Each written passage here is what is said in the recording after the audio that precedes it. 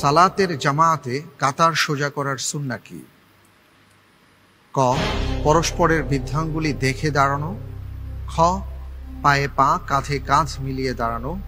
গ, মুসল্লির মাঝে 4 আঙ্গুল ফাঁক রাখা। ঘ, কাতারের দাগের উপর গোড়ালি রেখে দাঁড়ানো। আমরা দেখি যে কাতার যখন সোজা করা হয় নানা ধরনের আমরা অবস্থা দেখি। কেউ আছি যে আমরা হয়তো ফাঁক করে দাঁড়াচ্ছি, কেউ আছি কাতারের উপর গোড়ালি রেখে দাঁড়াচ্ছি, আবার কেউ পরস্পরের বৃদ্ধাঙ্গুলি দেখে দাঁড়াচ্ছি, আবার কেউ পায়ের সাথে পা কাঁধের সাথে কাঁধ মিলিয়ে দাঁড়াচ্ছি। প্রশ্ন হচ্ছে সুন্নাহ কোনটি? আমি পরিবর্তিত প্রশ্ন চাচ্ছি। পরিবর্তিত প্রশ্ন চাচ্ছেন? পরিবর্তিত প্রশ্ন দেব, তার আগে জানিয়ে দিচ্ছি উত্তরটি হচ্ছে খ, পায়ের সাথে পা কাঁধের সাথে কাঁধ মিলিয়ে দাঁড়ানোর ব্যাপারটি হাদিসের মধ্যে এসছে।